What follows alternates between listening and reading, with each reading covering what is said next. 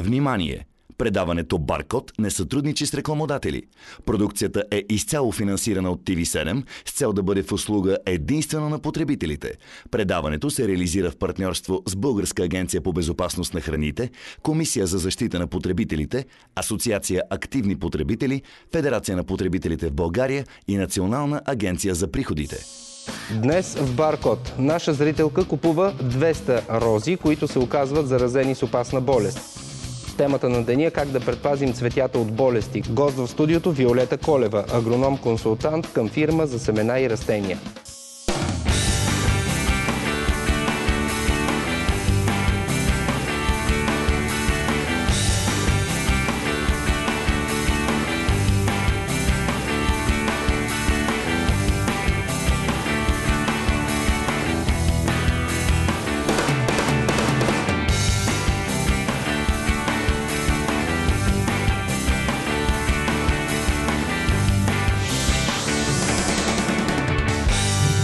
Здравейте! Вие гледате Баркод, предаването, което иска пазаруването да е удоволствие. То обаче не е било такова за наша зрителка, която поръчала 200 рози от интернет, но когато ги получава, разбира, че те са заразени с опасна болест. Вижте подробности от репортажа на Васко Мавриков. Това е Баркод, аз съм Васко Мавриков. Госпожо Миленкова, кажете какъв е вашия потребителски проблем? Значи, ние сме група любители на цветята. Занимаваме се с растения и си правим частни градини. Значи, нашия проблем е, че в началото на април закупихме рози от господин Димов. Розите са болни от бактериален рак, както се доказа по-късно чрез лабораторен анализ. Това цвете е също растение, купено от господин Димов. Господин Димов, какво е? Фирма ли е това? Фирма. Фирма Димов, къде се намира тя? Фирма Димов се намира в село Батак, Павликени. Така, от него закупихте колко бройки от това растение? Тази година закупихме 200 рози, от които 10 на бройки със сигурност болни по този начин видимо рози. То опасен ли е за другите растения? За другите растения е опасен за всички, с изключение на някои житни култури. Ние получихме в този вид растението тази година и съответно заболяването е абсолютно видимо. Миналогодишните ни растения сега започват да имат признаци на въпросното заболяване. Дадахме една от въпросните рози. Изследването все пак е скъпо за частно лице. 70 лева на растение изследването. Централна лаборатория по карантина на растенията към Българската агенция на безопасност на храните. Българска агенция по безопасност на храните, Централна лаборатория по карантина на растенията. Вид материал, каскадна роза, изследване чрез изолация върху селективни хранителни среди, биохимични тестове. Установено е, че има бактерия, т.е. това е този рак. Резултат от анализа положителен. В началото, когато ние видяхме рака по растенията, той каза, че ще ни възстанови сумата за видимо заболелите растения. Каква сума ви дължи? Около 1400 лева сме платили общо за всичките растения. Значи ние живеем с мисълта, че всичките растения съответно са му заразени. Да, вие живеете с тази мисъл, след като знаете, че при това заболяване може да бъдат заразени и другите растения около. Да, значи те се заболяването се разпространява въздушен път, най-вероятно. Чрез почвата, по въздушен път, когато имат тумори, чрез инструментите за рязане и поддръжка. Много сериозно. И какво господин Димов? Не пожела да даде коментар дали ще вземе мерки въобще да си контролира продукцията и да отстрани изцяло. Вие смятате, че е опасно за останалите растения, които продава? Очевидно и останалите растения, които продава, са заразени. Ние ще проследим вашия случай за предаването Баркод. Аз съм Васко Мавриков. По-късно в Баркод ще разберете какво е развитието по случая. Провокирани от него, днес правим специален брой за цветята и за това как да ги лекуваме, ако са заразени, както и как да разбираме дали по тях има някаква болест. Гост по темата е Виолета Колева, агроном-консултант към фирма за семена и растения. Здравейте и добре дошли при нас. Здравейте. Аз за първи път чух, че има бактериален рак и то по растенията. Кажете ми нещо повече за тази болест. Бактериалният рак се появява основно, една от причините е състава на почвата. При ниско pH, при слаба алкална почва или неутрална, може да се създадат условия за развитието на бактериалния рак. Също така, ако не е добре обеззаразена почвата от други болести, ако е самия разсад, който е създаден, има първоначално такива нарасти, както те се наричат, или тумори на бактериалния рак, това може да се разпространи повсеместно в целия разсадник или в градината на клиента. Така, ако сме закупили от тези рози и сме засадили в близост до домати, да речем, тази болест пренася ли се и върху този вид култури? По доматите не толкова. Може да се пренесе по лози, по овощни дървета, по храсти, декоративни храсти. И може да се каже, че щом се забележи растение с такава болест, трябва непременно да се изкорени. Тя почти не може да се лекува или трябва да се присъди на ново място, част от него, като предварително се накисне в каша от 1% бордолезов разтвор. За тези идеи и съвети какво можем да направим, ако сме закупили болни растения? Ще ми говорите след малко, но преди това казахте по лози. Ако консумираме плода от лозето, има ли вариант да се заразим с нещо? Не. Това е растително заболяване, така че не е опасно за човека. Просто растението не се развива. То даже не загива напълно, просто не се развива, не цъфти, не плододава както трябва. Самата почва може ли да се зарази, ако си закупим заразено растение и го засадим? Тоест почвата се заразява? Да, заразява се почвата. И от тук насетне какво трябва да направим? Трябва да се обеззаразява с медсъдържащи препарати. И това в продължение на колко време? В продължение после на 3-4 години, там където е било засадено това растение, просто трябва да е празно място и само да се обеззаразява, докато се изчисти. В каква близост до това място можем да засадим друго растение, което вече все пак да имаме нещо в градина? Трябва да има пространствена изолация поне 7-8 метра от това място. И при всички случаи в продължение на 2-3 години никакво съдене на това място. И ако в случая, както дамата спомена, колко стотин бройки си е закупила тази година, ако приемем, че половината от тях са заразени, чисто хипотетично разбира се, и засадим цялата градина, това означава, че 2-3 години ние няма да можем да... Така е. Мястото ще бъде заразено. По какво се познават именно тези болни растения, които ги купуваме? По какво можем да познаем? Сега за рак аз прегледах едни снимки, не знам колегите дали са качили тук на видеостените. То е наистина като туморно образование, един грозд, по-скоро даже прилича на, как сещам се на английски името на този плод, на ананас. Да, това са такива нараствания, които започват първо от корена и могат да преминат нагоре към стъблото и към младите клонки, но най-напред започва от корена. Те са първо белезникави нараствания или тумори и в определен период от годината изсъхват и опадват. И опадвайки, стават кафяви и се ронят много лесно с ръка. Те отново могат да заразяват почвата. Но това не означава, че ако са опадали, растението не е болно. То продължава да бъде болно и после пак ще се образуват нови тумори на следващата година. Тоест задължително има външни белези? Има, да. Какви други видове бактериални проблеми има по растенията? Какво друго можем на пръв поглед, когато си купуваме растения, разбира се, да... По принцип може да има такива жълти петна по листата на растенията, които са от листни бактериози, които също доста трудно се лекуват, най-вече с медсъдържащи препарати, като бордолезов разтвор, шампион, купроцин. Но те не са толкова опасни, защото растението може да ги превъзмогне с тези препарати. Не са като бактериалния рак. Тоест, това ли е най-опасната болест по растенията? Това е. Искам да видим сега следващия материал. Вижте какъв отговор получи Мавриков по случая с продадените 200 болни рози на наша зрителка. Това е Баркот, аз съм Васко Мавриков, намираме се в село Батак, община Павликени. Веднага един въпрос към Митко Стоянов, началник отдел растителна защита. Кажете ни, какво е бактериален рак по розите?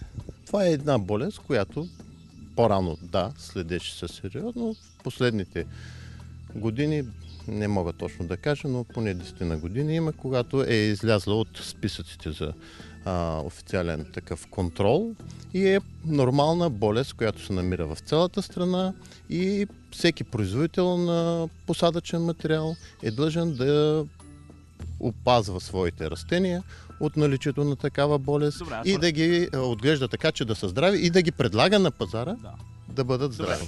Ако има наличие на този бактериален рак, изследват ли се след това някакви санкции търпи ли производителя? Ако той, да речем, си затвори очите и ги продава заразени рози. Значи, според закона за посевния посадъчен материал, на пазара декоративен посадъчен материал се предлага само ако отговаря на наредбите, издадени към закона. Съгласно принципните положения на тия наредби, производството на декоративен посадъчен материал е изцяло под отговорността на самия производител. Значи, той извършва прегледите, той уведомява и следи, ако има някакво заболяване, и ако това заболяване не е от неговата компетенция, е длъжен съответно да потърси компетентните органи. Това очевидно е някакъв недостатък на наредбата. Да, може би и така да се каже, но в края на краищата ние сме изпълнителна част от системата. Нямаме право да коментираме законодателната дейност. Знаете ли за наличието на бактериален рак по розите, които вие сте продали? Тура. Ето тези рози на 5 април 2013 година. Как да знам, че имам нещо, което, как да кажа, има служби, които те са говорили с вас. Купувачът ви уведомил, че има резултати. Агробактериум, резултатът е положителен. Това моя роза ли?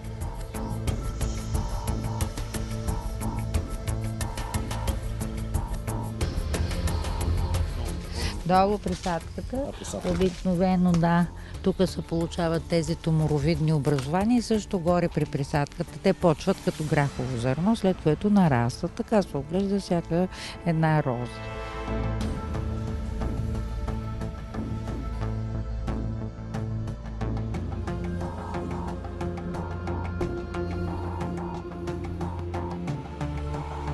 В случая мога да взема една проба превентивно по мониторинговата програма, защото в момента няма признаци на заболяване. Като се вземе пробата, те да се свършат тяхната работа, за тяхната дейност, ние съответно ще поискаме необходимата книга за критичните точки. Значи, критичните точки представляват едно описване на технологията от самия производител, как се прави производството и евентуално той се знае в кои моменти от технологията има критичен момент за някакво замърсяване, някакво заболяване и трябва да внимава там. Тук ще се вземе проба, както се взема от телемите. Сега в момента не са готови телемите, нали? Но ще се вземе пак такава превентивна проба.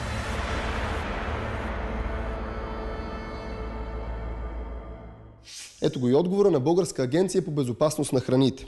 В процеса на проверката се установи, че служител на областната дирекция от град Велико Търново е правил нужните проверки на разсадника съгласно изискванията на наредба 1. Такава проверка е правена на 27 март 2013 година.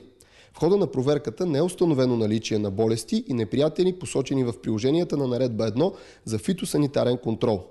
Въпреки това са взети проби от контейнерно засадените високостеблени рози, намиращи се към този момент в разсадника за наличието на бактериален рак. Това заболяване не е включено нито в приложенията на наредба 1 за фитосанитарен контрол, нито в официалния списък на икономически важните вредители по земеделските култури за територията на област Велико Търново, които се наблюдават от областната дирекция. Взета е и проба от маточните растения, от които се вземат калеми. Пробите са изпратени още същия ден в Централната лаборатория по карантина на растенията с протокол за взета проба, като резултатът е отрицателен. След отговора на Българската агенция остават два много важни въпроса. Как така няма бактериален рак по растенията, след като нашата зрителка е купила от този производител 200 заразени рози? И защо това сериозно заболяване, бактериалният рак, не е включено в официалния списък на икономически важните вредители по земеделските култури за територията на област Велико Търново? Баркод ще продължи да търси отговорите. Продължаваме темата за това как да купуваме цветя за градината, въобще зеления плет. Между другото, за него нищо не сме казали. По него има ли някакви болести, които могат да... По живия плет, по принцип, могат да се развият в последствия болести, като брашниста мана, ако той се засади до стена, не покрай ограда, телена, покрай стена, така може да се получи... Тоест някъде, където няма въздух. Да, това са един бял налеп от долната страна на листата. И трябва по-често да има разстояние между стената и живия плет, поне 50-60 см, за да не става това задушаване. Трябва да се подрязва и да се окопава. Да се прави това окопаване, за да има повече въздух около него. Има ли нужда от така ежемесечно или всесезонно да се пръскат по някакъв начин растенията, които сме засадили, за да може да ги предпазим от различните болести? Ако са здрави, няма нужда. Но ако забележим, че има вредители или промяна на листата по тях, ще трябва да ги пръскаме, защото иначе те може да загинат. Кой може да ни даде най-добрия ориентир с какво да пръскаме растенията? Защото да, ние можем да видим, но в крайна сметка не знаем с какво. Най-добри съвети дават агроном-консултантите в специализираните магазини или други колеги, които работят на други места, но се занимават все пак с растителна защита и имат представа от заболяванията и от вредителите. Вие предвидливо сте донесли тук семена ли са това или препарати? Това са препарати и някои листни торове, те са биоторове, които спокойно могат да се използват както при зеленчуци, така и при цветя, стимулират тяхното развитие и спомагат да бъдат по-здрави и по-силни. Това са някакви... Предполагам, че се разтварят, да? Да. Всички те се разтварят във вода и се пръскат с съответните пръскачки. Всички те, някои са за болестите, основно брашнестата мана, която е една от също важните болести в градините, и по розите, и по далиите, и по карамфилите. Това е, което държите... Инсектицид виждам, да. Да, родентицид.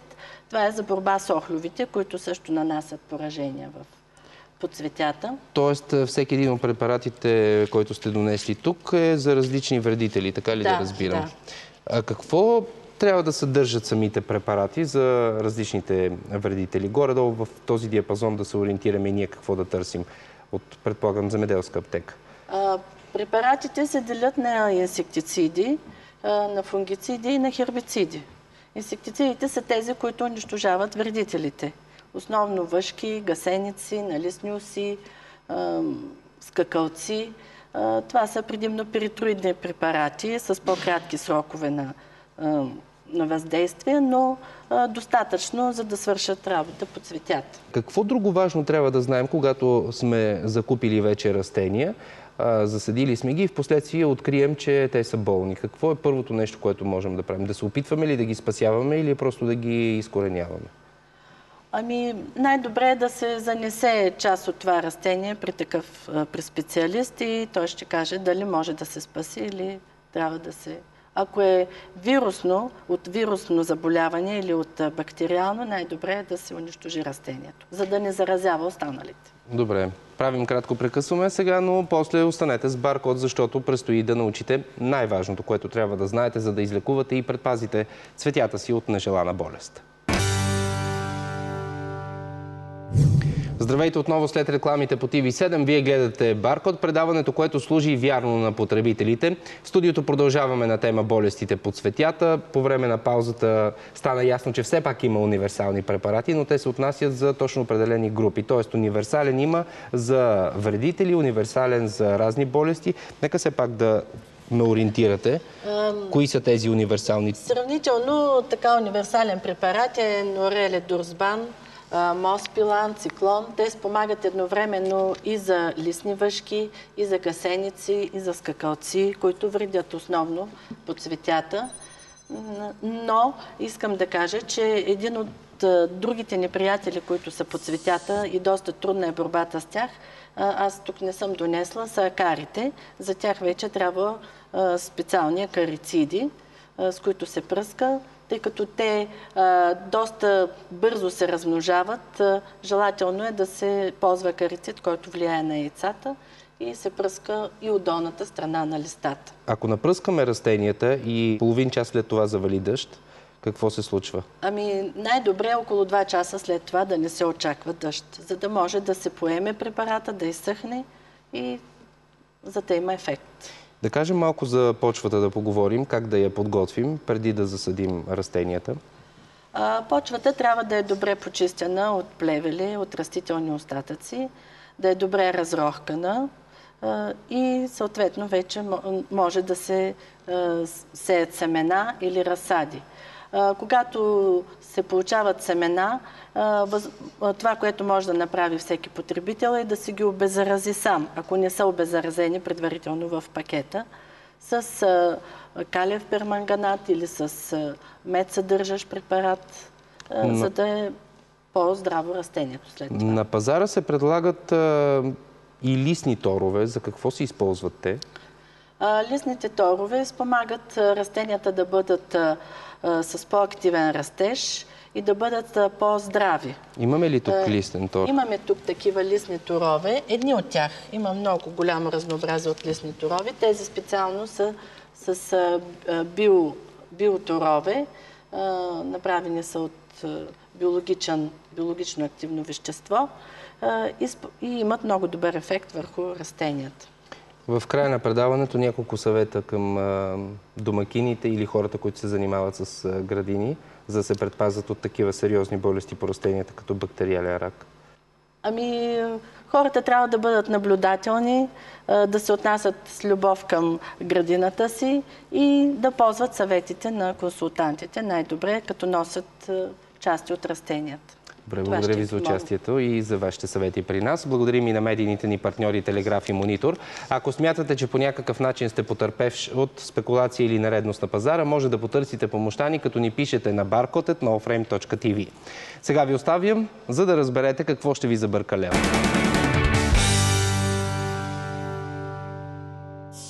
Следващото издание на Баркод. Как се прави масло в семейна мандра? Темата на деня – маслото и какво трябва да знаем за него. Гост в студиото доктор Райна Иванова от Българска агенция по безопасност на храните.